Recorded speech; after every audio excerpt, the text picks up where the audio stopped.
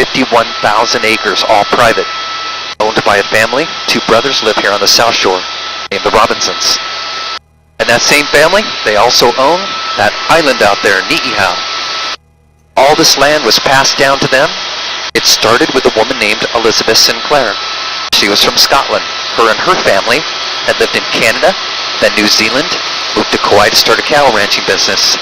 Bought the land from the Hawaiians in 1864 for $10,000 in gold. And today, I guarantee you, it is worth more than $10,000 in gold. Out the right, Olakele Canyon, the second largest canyon on the island.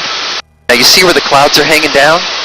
If you were to climb the cliffs back there, get up on top of the island, you'd be right on top of Mount Waialeale, the wettest spot on Kauai.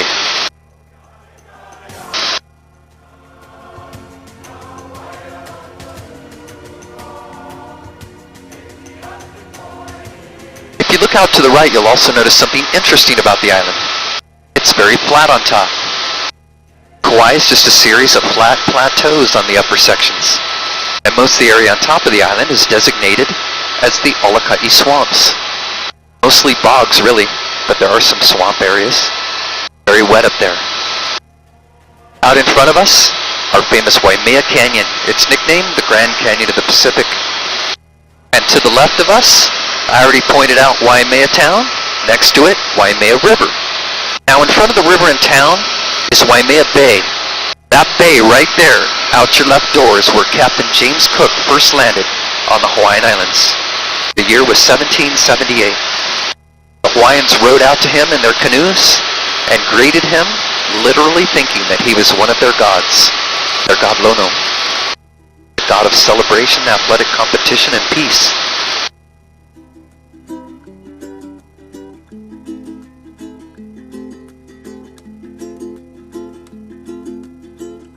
Back in front of us, Waimea. So the name, it means red water.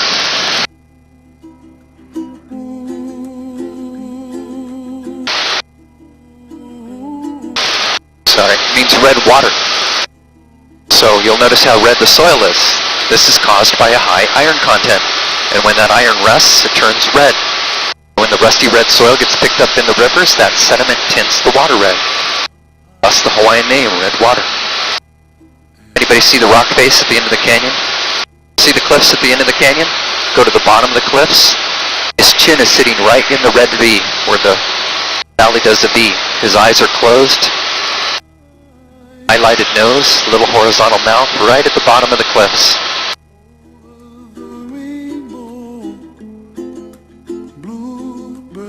So, would you guys be interested in having me show you something mind-blowing about this canyon? This is very interesting. You ready? Okay. Out the right side, this canyon is KAUAI Canyon. The next one past that is Po'omau Canyon. The famous Waimea Canyon is here on the left side. So take a look out left. Look at how tall and how long Waimea Canyon is, right? That is the west wall, and I'm right over the river. Where's the east wall? You're all looking the right way, but you won't find it because it's gone.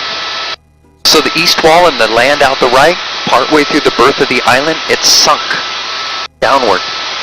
Later it was filled with more lava, but never anywhere as tall as the original west wall. So here we have this famous canyon on Kauai. Everybody talks about, but very few people know it only has one wall.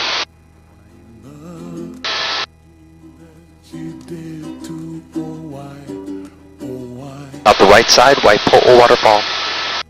Beautiful. And if you enjoy hiking, you can hike to the red ridge line above it, go through the trees on the other side to a little waterfall and little pool, fun. What a wonderful world.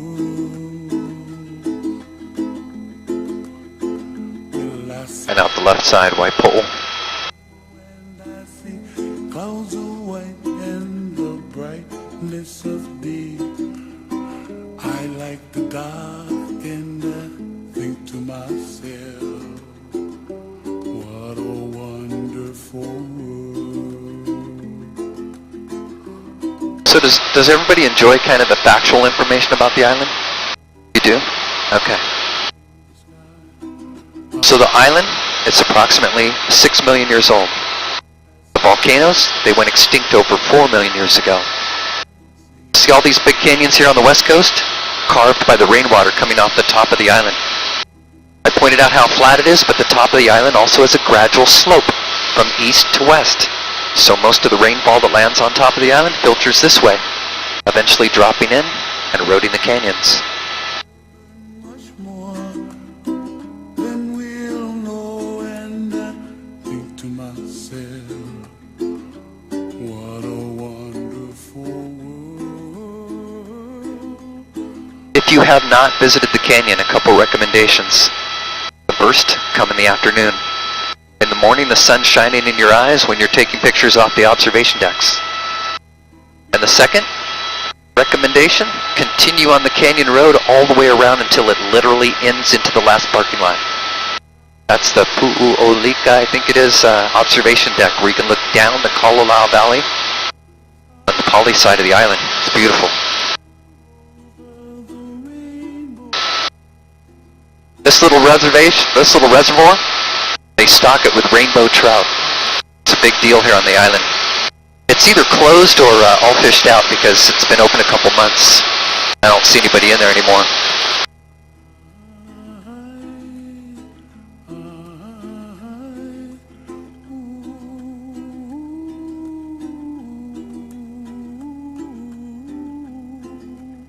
The areas we're flying over, a lot of this area is dedicated hunting areas.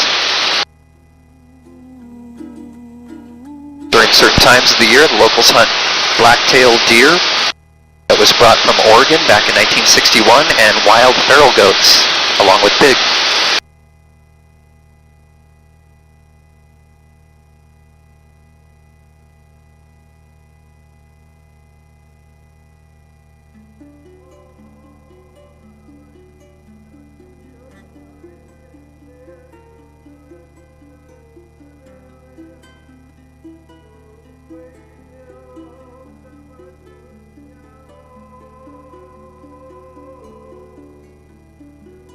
This white facility on the left-hand side is a radar system. There's a military base behind us along the shoreline, Barking Sands. Also NASA has a facility in there. The road that led to it, the last road we'll see for the next 17 miles. Because from here, 17 miles to the north, up the coast is all PART of the Nepali Coast Wilderness State Park. Absolutely stunning. You are more than welcome to visit the park or camp in the park. But for the most part, you have to put on your hiking shoes and walk in, unless you're going to kayak or swim from a boat. The name Nepali, it means the cliffs on the right-hand side.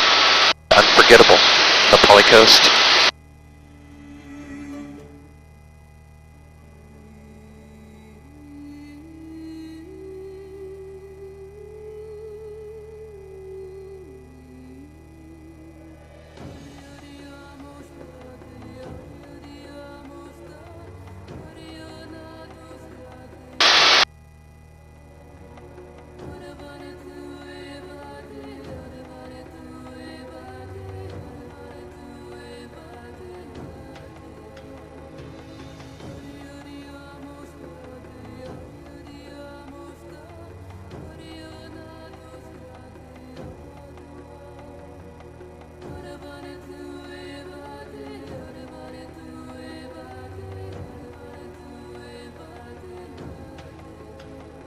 If you look to the right in the fields just above the cliffs along the coastline, you'll see the fields were terraced with rocks by the native Hawaiians for farming.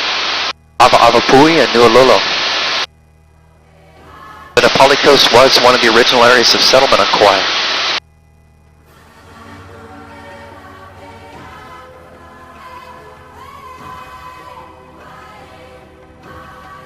Right along the beach here by the green vegetation is the Hanapu Arch. It goes underneath that rock peninsula.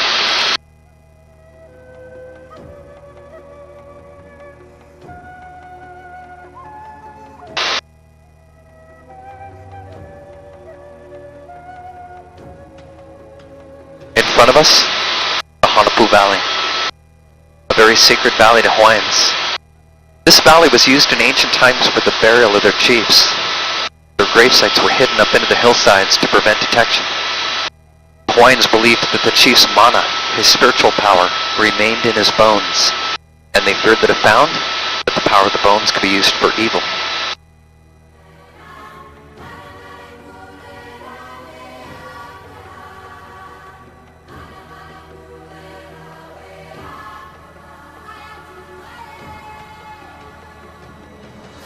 Out the right side, beautiful time to take pictures down the valley.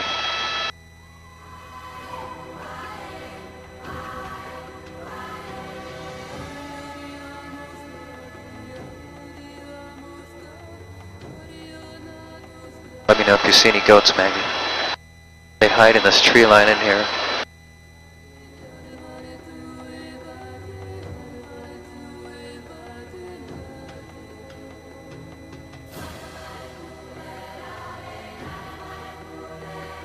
And for the left side,